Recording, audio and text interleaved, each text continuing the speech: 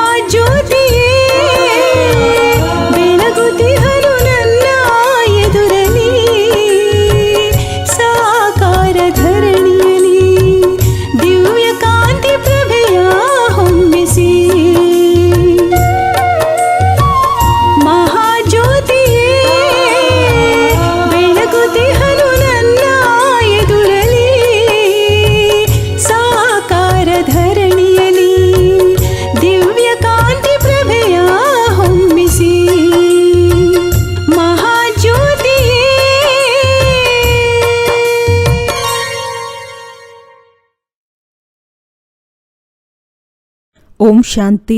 ಇಂದಿನ ದಿನಾಂಕ 2/12/2024. ಪ್ರಾರ್ಥ ಮುರುಳಿ ಬಾಪ್ ದಾದಾ ಮಧುಬನ. ಮಧುರ ಮಕ್ಕಳೇ, ನೀವು ತಮ್ಮ ದೀಪದ ಸಂಭಾಲನೆಯನ್ನು ತಾವೇ ಮಾಡಿಕೊಳ್ಳಬೇಕಾಗಿದೆ. ಬಿರುಗಾಳಿಗಳಿಂದ ಪಾರಾಗಲು ಜ್ಞಾನ ಯೋಗದ ಎಣ್ಣೆಯು ಅವಶ್ಯವಾಗಿ ಬೇಕು. ಪ್ರಶ್ನೆ: ಯಾವ ಪುರುಷಾರ್ಥವು ಗುಪ್ತ ತಂದೆಯಿಂದ ಗುಪ್ತ ಆಸ್ತಿಯನ್ನು ಕೊಡಿಸುತ್ತದೆ? ಉತ್ತರ: ಅಂತರ್ಮುಖಿ, ಅರ್ಥಾತ್ ಮೌನವಾಗಿದ್ದು ತಂದೆಯನ್ನು ನೆನಪು ಮಾಡಿ. ಅದರಿಂದ ಗುಪ್ತ ಆಸ್ತಿಯು ಸಿಗುವುದು. ನೆನಪಿನಲ್ಲಿರುತ್ತಾ ಶರೀರ ಬಿಟ್ಟರೆ ಬಹಳ ಒಳ್ಳೆಯದು. ಇದರಲ್ಲಿ ಯಾವುದೇ ತೊಂದರೆ ಇಲ್ಲ. ನೆನಪಿನ ಜೊತೆಗೆ ಜ್ಞಾನಯೋಗದ ಸೇವೆಯನ್ನು ಮಾಡಬೇಕಾಗಿದೆ. ಒಂದು ವೇಳೆ ಮಾಡಲು ಆಗದಿದ್ದರೆ ಕರ್ಮಣ ಸೇವೆ ಮಾಡಿ. ಅನ್ಯರಿಗೆ ಸುಖ ಕೊಡುತ್ತೀರೆಂದರೆ ಆಶೀರ್ವಾದವು ಸಿಗುವುದು. ಚಲನೆ ಮತ್ತು ಮಾತು ವ್ಯವಹಾರವು ಬಹಳ ಸಾತ್ವಿಕವಾಗಿರಬೇಕು. ಗೀತೆ: ನಿರ್ಬಲರೊಂದಿಗೆ ಬಲಶಾಲಿಯ ಯುದ್ಧ. ಓಂ ಶಾಂತಿ. ತಂದೆಯು ತಿಳಿಸುತ್ತಾರೆ, ಇಂತಹ ಗೀತೆಯನ್ನು ಕೇಳಿದಾಗ ಪ್ರತಿಯೊಬ್ಬರೂ ತಮ್ಮ ಮೇಲೆ ತಾವೇ ವಿಚಾರ ಸಾಗರ ಮಂಥನ ಮಾಡಬೇಕಾಗಿದೆ. ಇದಂತೂ ನೀವು ಮಕ್ಕಳು ತಿಳಿದುಕೊಂಡಿದ್ದೀರಿ. ಮನುಷ್ಯರು ಶರೀರ ಬಿಟ್ಟಾಗ 21 ದಿನಗಳವರೆಗೆ ದೀಪವನ್ನು ಬೆಳಗಿಸುತ್ತಾರೆ. ಮತ್ತೆ ನೀವು ಸಾಯುವುದಕ್ಕಾಗಿ ತಯಾರಿ ಮಾಡಿಕೊಳ್ಳುತ್ತಿದ್ದೀರಿ. ಹಾಗೂ ಪುರುಷಾರ್ಥ ಮಾಡಿ ತಮ್ಮ ಜ್ಯೋತಿಯನ್ನು ತಾವೇ ಬೆಳಗಿಸಿಕೊಳ್ಳುತ್ತಿದ್ದೀರಿ. ಪುರುಷಾರ್ಥವನ್ನು ಮಾಲೆಯಲ್ಲಿ ಬರುವವರೇ ಮಾಡುತ್ತಾರೆ. ಪ್ರಜೆಗಳು ಈ ಮಾಲೆಯಲ್ಲಿ ಬರುವುದಿಲ್ಲ. ನಾವು ವಿಜಯ ಮಾಲೆಯಲ್ಲಿ ಮೊದಲಿಗೆ ಹೋಗಬೇಕೆಂಬ ಪುರುಷಾರ್ಥ ಮಾಡಬೇಕು. ಮಾಯಾ ಬೆಕ್ಕು ಬಿರುಗಾಳಿಗಳನ್ನು ತಂದು ದೀಪವು ನಂದಿಸಿ ವಿಕರ್ಮ ಮಾಡಿಸುವಂತಾಗಬಾರದು. ಈಗ ಇದರಲ್ಲಿ ಜ್ಞಾನ ಮತ್ತು ಯೋಗ ಎರಡೂ ಬಲಬೇಕು. ಯೋಗದ ಜೊತೆ ಜ್ಞಾನವೂ ಅವಶ್ಯಕ.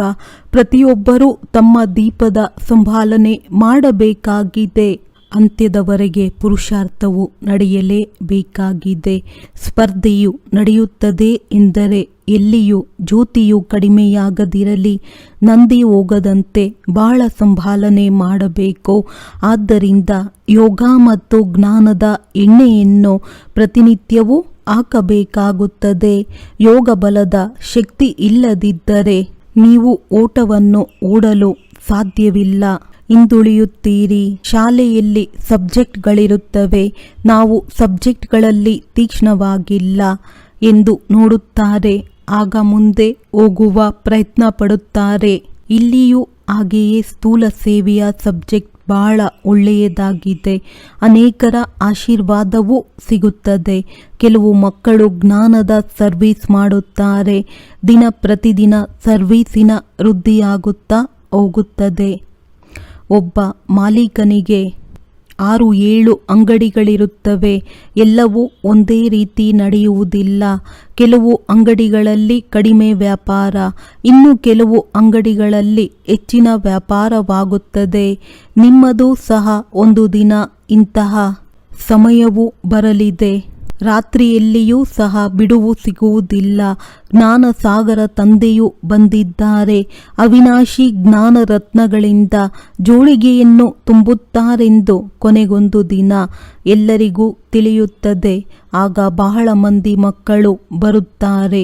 ಮಾತೇ ಕೇಳಬೇಡಿ, ಇಲ್ಲಿ ಇಂತಹ ವಸ್ತು ಬಹಳ ಕಡಿಮೆ ಬೆಲೆಯಲ್ಲಿ ಸಿಗುತ್ತದೆ ಎಂದು ಒಬ್ಬರು ಇನ್ನೊಬ್ಬರಿಗೆ ತಿಳಿಸುತ್ತಾರಲ್ಲವೇ? ನೀವು ಮಕ್ಕಳು ಸಹ ತಿಳಿಸುತ್ತೀರಿ. ಈ ರಾಜಯೋಗದ ಶಿಕ್ಷಣವು ಬಹಳ ಸಹಜವಾಗಿದೆ.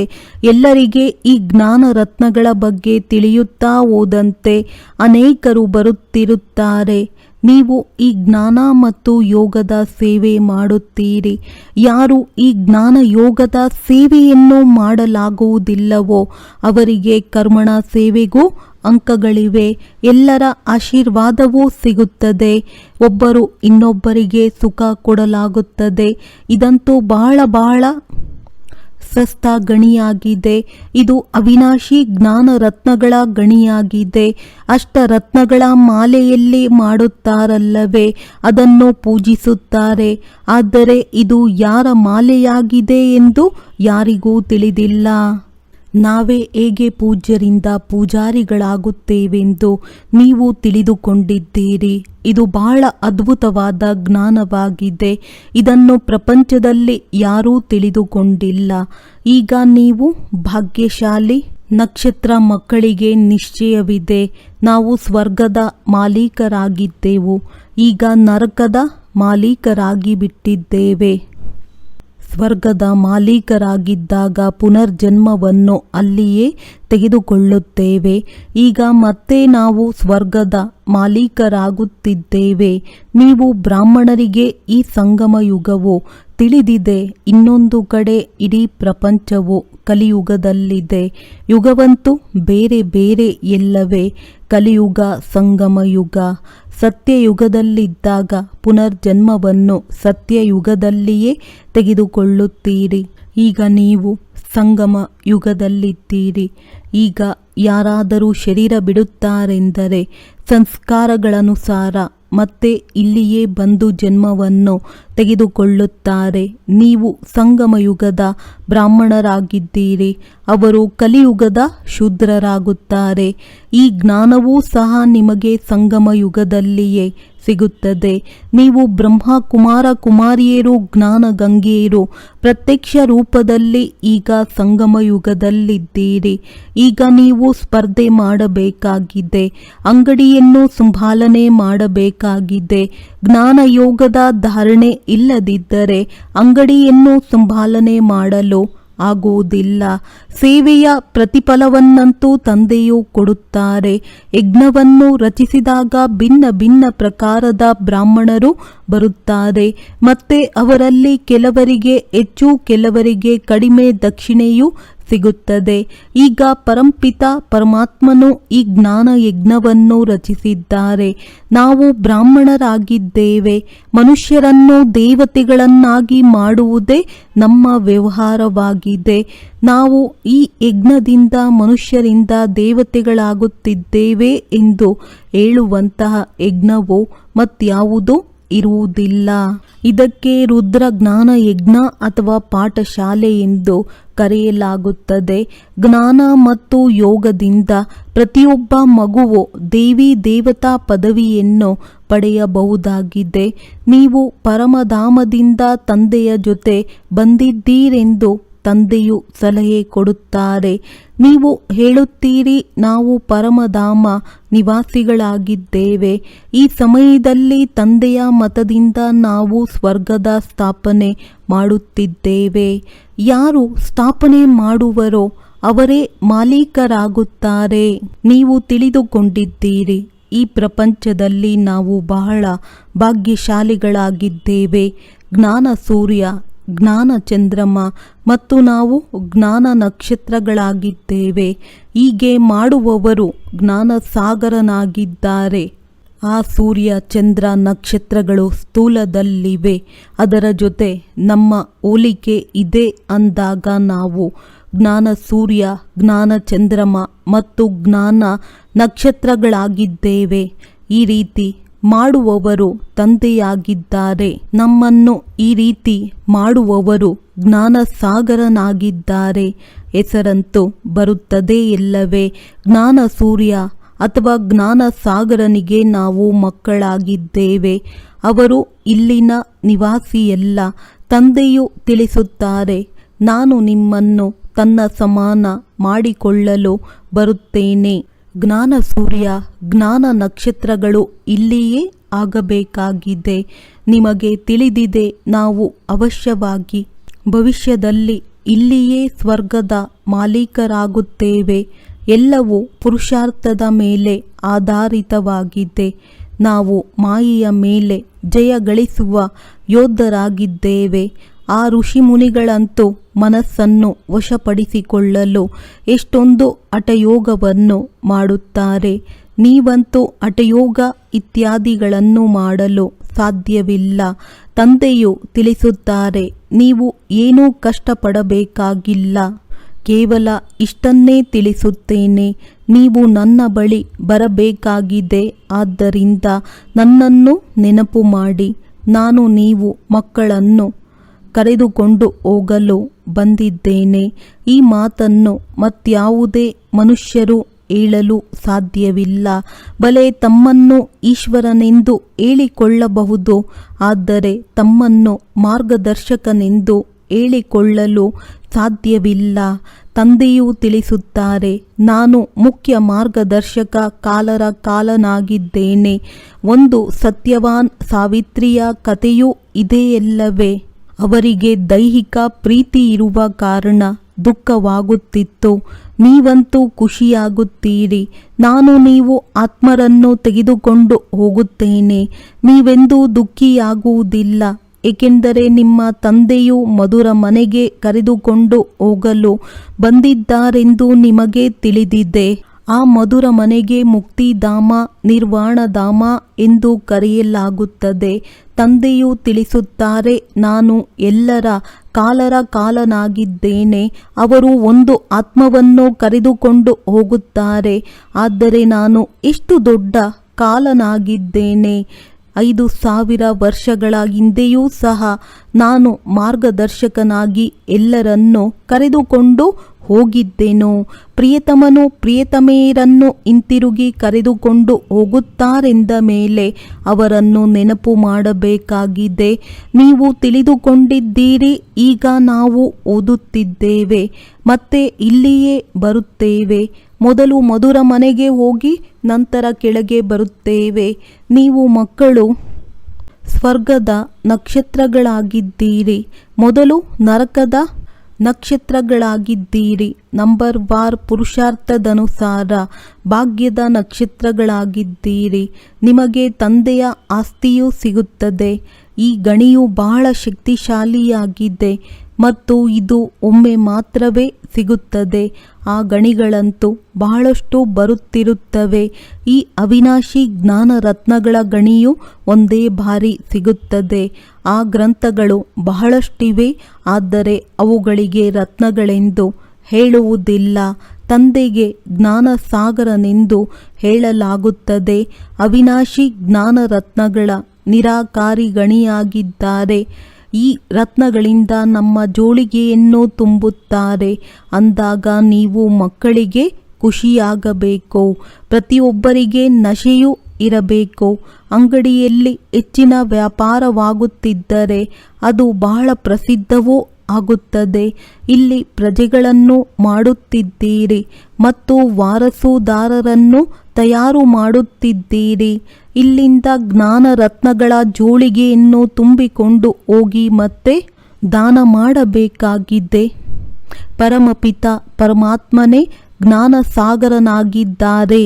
ಅವರು ಜ್ಞಾನ ರತ್ನಗಳಿಂದ ಜೋಳಿಗೆಯನ್ನು ತುಂಬುತ್ತಾರೆ, ಆದರೆ ರತ್ನಗಳ ತಟ್ಟೆಗಳನ್ನು ತುಂಬಿ ದೇವತೆಗಳಿಗೆ ಕೊಡುತ್ತಾರೆಂದು ತೋರಿಸಿರುವ ಆ ಸಮುದ್ರವಲ್ಲ. ಆ ಸಾಗರದಿಂದ ರತ್ನಗಳು ಸಿಗುವುದಿಲ್ಲ. ಇದು ಜ್ಞಾನ ರತ್ನಗಳ ಮಾತಾಗಿದೆ. ನಾಟಕದ ಅನುಸಾರ ನಿಮಗೆ ರತ್ನಗಳ ಗಣಿಗಳು ಸಿಗುತ್ತವೆ. ಸತ್ಯಯುಗದಲ್ಲಿ ನಿಮಗೆ ಯಥೇಚ್ಛವಾಗಿ ವಜ್ರ ರತ್ನಗಳಿರುತ್ತವೆ. ಇದರಿಂದ ನಂತರ ಭಕ್ತಿ ಮಾರ್ಗದಲ್ಲಿ ನೀವು ಮಂದಿರಗಳನ್ನು ಕಟ್ಟಿಸುತ್ತೀರಿ. ಭೂಕಂಪವಾಗುವುದರಿಂದ ಎಲ್ಲವೂ ಕೆಳಗಡೆ ಹೊರಟು ಹೋಗುತ್ತದೆ. ಸತ್ಯಯುಗದಲ್ಲಿ ಮೆಹಲುಗಳಂತೂ ಕೇವಲ ಒಂದೇ ಇರುವುದಿಲ್ಲ, ಬಹಳಷ್ಟು ನಿರ್ಮಾಣವಾಗುತ್ತವೆ.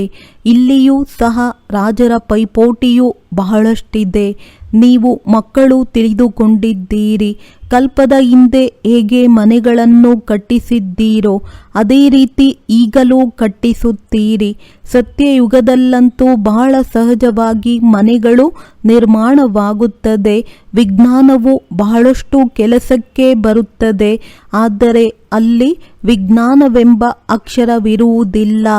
ಸೈನ್ಸ್ ಎಂಬುದಕ್ಕೆ ಹಿಂದಿ ಭಾಷೆಯಲ್ಲಿ ವಿಜ್ಞಾನವೆಂದು ಹೇಳುತ್ತಾರೆ. ಇತ್ತೀಚೆಗೆ ವಿಜ್ಞಾನ ಭವನವೆಂದು ಹೆಸರನ್ನಿಟ್ಟಿದ್ದಾರೆ. ವಿಜ್ಞಾನ ಎಂಬ ಶಬ್ದವು ಜ್ಞಾನದ ಜೊತೆ ಹೋಲುತ್ತದೆ. ಜ್ಞಾನ ಮತ್ತು ಯೋಗಕ್ಕೆ ವಿಜ್ಞಾನವೆಂದು ಹೇಳುತ್ತಾರೆ.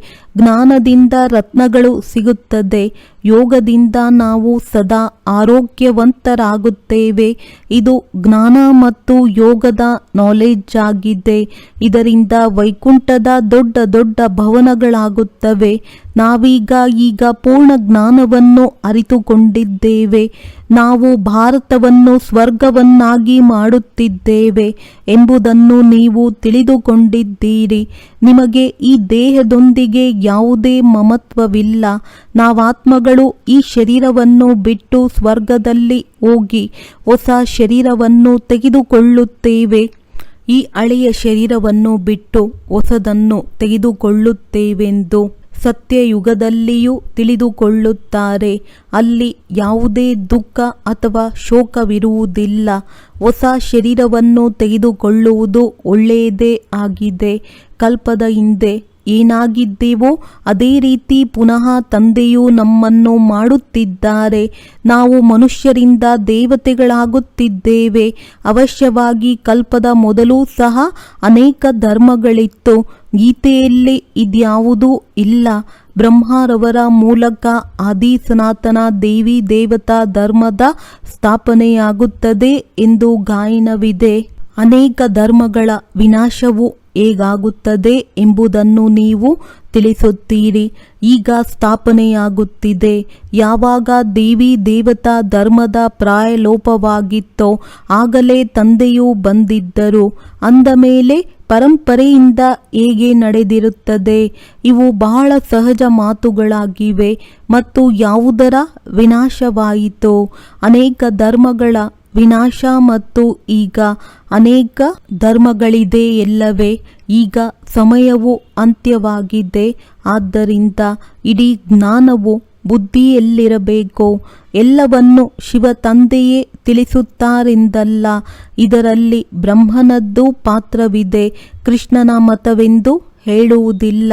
ಅಲ್ಲಂತೂ ಎಲ್ಲರೂ ಶ್ರೇಷ್ಠರಾಗಿರುತ್ತಾರೆ. ಅವರಿಗೆ ಮತದ ಅವಶ್ಯಕತೆಯೇ ಇಲ್ಲ. ಇಲ್ಲಿ ಬ್ರಹ್ಮರವರಿಂದಲೂ ಮತವು ಸಿಗುತ್ತದೆ. ಆದರೆ ಸತ್ಯಯುಗದಲ್ಲಿ ಯಥಾ ರಾಜ ರಾಣಿ ತಥಾ ಪ್ರಜಾ ಎಲ್ಲರದ್ದು ಶ್ರೇಷ್ಠ ಮತವಿರುತ್ತದೆ. ಅವಶ್ಯವಾಗಿ ಯಾರಾದರೂ ಕೊಟ್ಟಿರಬೇಕಲ್ಲವೇ? ದೇವತೆಗಳು ಶ್ರೀಮತದವರಾಗಿದ್ದಾರೆ. ಶ್ರೀಮತದಿಂದಲೇ ಸ್ವರ್ಗವಾಗುತ್ತದೆ. ಆಸುರಿ ಮತದಿಂದ ನರಕವಾಗಿದೆ. ಶ್ರೀಮತವು ತಂದೆಯದ್ದಾಗಿದೆ.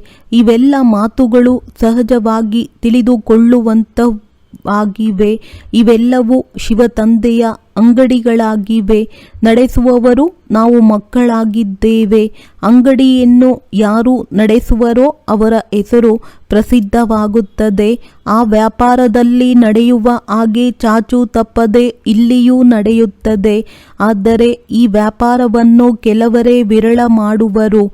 ಎಲ್ಲರೂ ವ್ಯಾಪಾರ ಮಾಡಬೇಕಾಗಿದೆ. ಚಿಕ್ಕ ಮಕ್ಕಳು ಸಹ ಜ್ಞಾನ ಮತ್ತು ಯೋಗದ ವ್ಯಾಪಾರ ಮಾಡಬೇಕು. ಶಾಂತಿಧಾಮ ಮತ್ತು ಸುಖಧಾಮ ಇಷ್ಟೇ ಬುದ್ಧಿಯಲ್ಲಿ ನೆನಪು ಮಾಡಬೇಕಾಗಿದೆ. ಮನುಷ್ಯರು ರಾಮ ರಾಮ ಎಂದು ಹೇಳುತ್ತಾರೆ. ಆದರೆ ಇಲ್ಲಿ ಏನೂ ಮಾತನಾಡುವಂತಿಲ್ಲ. ಮೌನವಾಗಿದ್ದು ನೆನಪು ಮಾಡಬೇಕಾಗಿದೆ. ಶಿವಪುರಿ ವಿಷ್ಣುಪುರಿ ಬಹಳ ಸಹಜ ಮಾತಾಗಿದೆ. ಮಧುರ ಮನೆ, ಮಧುರ ರಾಜಧಾನಿಯ ನೆನಪಿದೆ. ಹೇಗೆ ಅವರು ಸ್ಥೂಲ ಮಂತ್ರವನ್ನು ಕೊಡುತ್ತಾರೆ. ಆದರೆ ಇದು ಸೂಕ್ಷ್ಮ ಮಂತ್ರವಾಗಿದೆ. ಅತಿ ಸೂಕ್ಷ್ಮ ನೆನಪಾಗಿದೆ. ಕೇವಲ ಇದನ್ನು ನೆನಪು ಮಾಡುವುದರಿಂದ ನಾವು ಸ್ವರ್ಗದ ಮಾಲೀಕರಾಗುತ್ತೇವೆ. ಏನೂ ಜಪಿಸುವಂತಿಲ್ಲ. ಕೇವಲ ನೆನಪು ಮಾಡಬೇಕಾಗಿದೆ. ಇಲ್ಲಿ ಏನನ್ನೂ ಮಾತನಾಡುವುದು ಬೇಕಾಗಿಲ್ಲ. ಶಾಂತಿಯಲ್ಲಿರುವುದರಿಂದ, ಅಂತರ್ಮುಖಿಯಾಗಿರುವುದರಿಂದ ನಾವು ಗುಪ್ತ ತಂದೆಯಿಂದ ಗುಪ್ತ ಆಸ್ತಿಯನ್ನು ಪಡೆಯುತ್ತೇವೆ. ಇವರದ್ದೇ ನೆನಪಿನಲ್ಲಿರುತ್ತಾ ಶರೀರ ಬಿಟ್ಟರೆ ಬಹಳ ಒಳ್ಳೆಯದು. ಯಾವುದೇ ಕಷ್ಟವಿಲ್ಲ. ಯಾರಿಗೆ ನೆನಪು ಸ್ಥಿರವಾಗಿರುವುದಿಲ್ಲವೋ ಅವರು ತಮ್ಮ ಅಭ್ಯಾಸ ಮಾಡಿ ಮತ್ತು ಎಲ್ಲರಿಗೂ ಹೇಳಿ. ತಂದೆಯು ತಿಳಿಸಿದ್ದಾರೆ, ನನ್ನನ್ನು ನೆನಪು ಮಾಡಿದರೆ ಅಂತಿಮ ಗತಿ ಸೋಗತಿಯಾಗುವುದು. ನೆನಪಿನಿಂದ ವಿಕರ್ಮಗಳು ವಿನಾಶವಾಗುತ್ತವೆ ಮತ್ತು ನಾನು ಸ್ವರ್ಗದಲ್ಲಿ ಕಳುಹಿಸುತ್ತೇನೆ. ಶಿವ ತಂದೆಯೊಂದಿಗೆ ಬುದ್ಧಿಯೋಗವನ್ನಿಡುವುದು ಬಹಳ ಸಹಜವಾಗಿದೆ. ಆದರೆ ವ್ರತವನ್ನು ಸಹ ಇಲ್ಲಿಯೇ ಇಟ್ಟುಕೊಳ್ಳಬೇಕಾಗಿದೆ. ಸತೋಪ್ರಧಾನರಾಗುತ್ತೀರೆಂದರೆ ನಿಮ್ಮ ಚಲನೆಯು ಸಾತ್ವಿಕ, ಮಾತನಾಡುವುದು ಸಾತ್ವಿಕ, ಎಲ್ಲವೂ ಸಾತ್ವಿಕವಾಗಿರಬೇಕು. ಇದು ತಮ್ಮ ಜೊತೆ ಮಾತನಾಡಿಕೊಳ್ಳುವುದಾಗಿದೆ. ಜೊತೆಗಾರರೊಂದಿಗೂ ಪ್ರೀತಿಯಿಂದ ಮಾತನಾಡಬೇಕಾಗಿದೆ. ಮಧುರವಾಗಿ ಮಾತನಾಡಿ ಎಂದು ಗೀತೆಯಲ್ಲಿಯೂ ಇದೆಯಲ್ಲವೇ. ನೀವು ರೂಪಬಸಂತರಾಗಿದ್ದೀರಿ. ಆತ್ಮವು ರೂಪವಾಗುತ್ತದೆ. ಜ್ಞಾನಸಾಗರನು ತಂದೆಯಾಗಿದ್ದಾರೆ. ಆದ್ದರಿಂದ ಅವರೇ ಬಂದು ಜ್ಞಾನವನ್ನು ತಿಳಿಸುತ್ತಾರೆ. ನಾನು ಒಂದೇ ಬಾರಿ ಬಂದು ಶರೀರ ಧಾರಣೆ ಮಾಡುತ್ತೇನೆಂದು ಹೇಳುತ್ತಾರೆ. ಇದು ಕಡಿಮೆ ಚಮತ್ಕಾರವೇ? ತಂದೆಯೂ ಸಹ ರೂಪಬಸಂತರಾಗಿದ್ದಾರೆ. ಆದರೆ ನಿರಾಕಾರನಾದ್ದರಿಂದ ಮಾತನಾಡಲು ಸಾಧ್ಯವಿಲ್ಲ. ಆದುದರಿಂದ ಶರೀರವನ್ನು ತೆಗೆದುಕೊಂಡಿದ್ದಾರೆ. ಆದರೆ ಅವರು ನಮ್ಮ ಹಾಗೆ ಪುನರ್ಜನ್ಮದಲ್ಲಿ ಬರುವುದಿಲ್ಲ. ನಾವು ಆತ್ಮಗಳು ಪುನರ್ಜನ್ಮದಲ್ಲಿ ಬರುತ್ತೇವೆ. ನೀವು ಮಕ್ಕಳು ತಂದೆಗೆ ಬಲಿಯಾರಿಯಾಗುತ್ತೀರಿ. ಆದ್ದರಿಂದ ತಂದೆಯೂ ತಿಳಿಸುತ್ತಾರೆ, ಮಕ್ಕಳೇ, ಮಮತ್ವವನ್ನಿಟ್ಟುಕೊಳ್ಳಬೇಡಿ. ಏನನ್ನೂ ತನ್ನದೆಂದು ತಿಳಿಯಬೇಡಿ. ಮಮತ್ವವನ್ನು ಕಳೆಯುವುದಕ್ಕಾಗಿಯೇ ತಂದೆಯು ಯುಕ್ತಿಯನ್ನು ರಚಿಸುತ್ತಾರೆ. ಹೆಜ್ಜೆ ಹೆಜ್ಜೆಯಲ್ಲಿ ತಂದೆಯನ್ನು ಕೇಳಬೇಕಾಗುತ್ತದೆ. ಮಾಯೆಯು ಇಷ್ಟು ಶಕ್ತಿಶಾಲಿಯಾಗಿದೆ. ಅದು ಒಮ್ಮೆಲೆ ಏಟು ಕೊಡುತ್ತದೆ. ಪೂರ್ಣ ಮಲ್ಲ ಯುದ್ಧವಾಗಿದೆ. ಅನೇಕರು ಪೆಟ್ಟು ತಿಂದ ಮೇಲೂ ಸಹ ಎದ್ದು ನಿಲ್ಲುತ್ತಾರೆ. ಕೆಲವರು ಬರೆಯುತ್ತಾರೆ, ಬಾಬಾ, ಮಾಯೆಯು ಪೆಟ್ಟು ಕೊಟ್ಟಿತು, ಮುಖವನ್ನು ಕಪ್ಪು ಮಾಡಿಬಿಟ್ಟಿತು. ಅವರು ಹೇಗೆ 4 ಅಂತಸ್ತಿನಿಂದ ಬಿದ್ದರೆಂದರ್ಥ. ಕ್ರೋಧವು ಬಂದಿತೆಂದರೆ 3ನೆಯ ಅಂತಸ್ತಿನಿಂದ ಬಿದ್ದರೆಂದರ್ಥ. ಇವು ಬಹಳ ತಿಳಿದುಕೊಳ್ಳುವ ಮಕ್ಕಳು ಕ್ಯಾಸೆಟ್ಗಾಗಿ ಎಷ್ಟೊಂದು ಕೇಳುತ್ತಿರುತ್ತಾರೆ. ಬಾಬಾ, ನಮಗೆ ಮುರುಳಿಯ ಕ್ಯಾಸೆಟ್ಟನ್ನು ಕಳುಹಿಸಿ ಕೊಡಿ. ನಾವು ನಿಯಮಿತವಾಗಿ ಮುರುಳಿಯನ್ನು ಕೇಳಬೇಕು ಎಂದು. ಇದು ಸಹ ಪ್ರಬಂಧವಾಗುತ್ತಿದೆ. ಅನೇಕರು ಕೇಳುತ್ತಾರೆ. ಇದರಿಂದ ಅನೇಕರ ಕಪಾಟುಗಳು ತೆರೆಯುತ್ತವೆ. ಅನೇಕರ ಕಲ್ಯಾಣವಾಗುವುದು. ಮನುಷ್ಯರು ಕಾಲೇಜನ್ನು ತೆರೆಯುತ್ತಾರೆಂದರೆ ಅವರಿಗೆ ಇನ್ನೊಂದು ಜನ್ಮದಲ್ಲಿ ಹೆಚ್ಚಿನ ವಿದ್ಯೆಯೂ ಸಿಗುತ್ತದೆ. ತಂದೆಯೂ ಸಹ ತಿಳಿಸುತ್ತಾರೆ, ಖರೀದಿ ಮಾಡಿ, ಅದರಿಂದ ಅನೇಕರ ಕಲ್ಯಾಣವಾಗುವುದು ಒಳ್ಳೆಯದು. ಮಧುರಾತಿ ಮಧುರ ಅಗಲಿ ಹೋಗಿ ಮರಳಿ ಸಿಕ್ಕಿರುವಂತಹ ಮಕ್ಕಳಿಗೆ ಪ್ರೀತಿಯ ಮಾತ್ಪಿತಾ ಬಾಪ್ತಾದರವರ ನೆನಪು, ಪ್ರೀತಿ ಹಾಗೂ ನಮಸ್ತೆ. ಆತ್ಮೀಯ ಮಕ್ಕಳಿಗೆ ಆತ್ಮೀಯ ತಂದೆಯ ನಮಸ್ತೆ. ಧಾರಣೆಗಾಗಿ ಮುಖ್ಯ ಸಾರ. ಸತೋಪ್ರಧಾನರಾಗಲು ಬಹಳ ವ್ರತವನ್ನಿಟ್ಟು ನಡೆಯಬೇಕಾಗಿದೆ.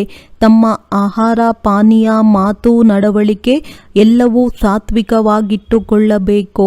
ತಂದೆಯ ಸಮಾನ ರೂಪಬಸಂತರಾಗಬೇಕಾಗಿದೆ.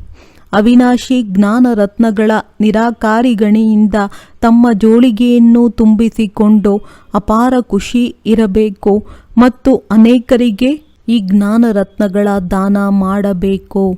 ವರದಾನ: ನಷ್ಟ ಮೋಹ ಆಗಿ ದುಃಖ ಅಶಾಂತಿಯ ಹೆಸರು ಗುರುತನ್ನು ಸಮಾಪ್ತಿ ಮಾಡುವಂತಹ ಸ್ಮೃತಿ ಸ್ವರೂಪ ಭವ. ಯಾರು ಸದಾ ಒಬ್ಬರದ್ದೇ ಸ್ಮೃತಿಯಲ್ಲಿರುತ್ತಾರೆ ಅವರ ಸ್ಥಿತಿ ಏಕರಸವಾಗಿ ಬಿಡುವುದು. ಏಕರಸ ಸ್ಥಿತಿಯ ಅರ್ಥವಾಗಿದೆ ಒಬ್ಬರ ಮೂಲಕ ಸರ್ವ ಸಂಬಂಧ, ಸರ್ವ ಪ್ರಾಪ್ತಿಗಳ ರಸದ ಅನುಭವ ಮಾಡುವುದು. ಯಾರು ತಂದೆಯನ್ನು ಸರ್ವ ಸಂಬಂಧಗಳಿಂದ ತಮ್ಮವರನ್ನಾಗಿ ಮಾಡಿಕೊಂಡು ಸ್ಮೃತಿ ಸ್ವರೂಪರಾಗಿರುತ್ತಾರೆ ಅವರು ಸಹಜವಾಗಿ ನಷ್ಟಮೋಹ ಆಗಿ ಬಿಡುವರು. ಯಾರು ನಷ್ಟಮೋಹ ಆಗಿದ್ದಾರೆ ಅವರಿಗೆ ಎಂದೂ ಸಂಪಾದಿಸುವಲ್ಲಿ, ಹಣ ಸಂಪಾದನೆ ಮಾಡುವಲ್ಲಿ, ಯಾರೇ ಕಾಯಿಲೆ ಬಿದ್ದಲ್ಲಿ ದುಃಖದ ಅಲೆ ಬರಲು ಸಾಧ್ಯವಿಲ್ಲ. ನಷ್ಟ ಮೋಹ ಅರ್ಥಾತ್ ದುಃಖ ಅಶಾಂತಿಯ ಹೆಸರು ಗುರುತು ಇರುವುದಿಲ್ಲ. ಸದಾ ನಿಶ್ಚಿಂತ. ಸ್ಲೋಗನ್: ಕ್ಷಮಾಶೀಲರು ಅವರೇ ಆಗಿದ್ದಾರೆ. ಯಾರು ದಯಾಹೃದಯಿಯಾಗಿ ಸರ್ವರಿಗೆ ಆಶೀರ್ವಾದವನ್ನು ಕೊಡುತ್ತಿರುತ್ತಾರೆ. ಒಳ್ಳೆಯದು. ಓಂ ಶಾಂತಿ.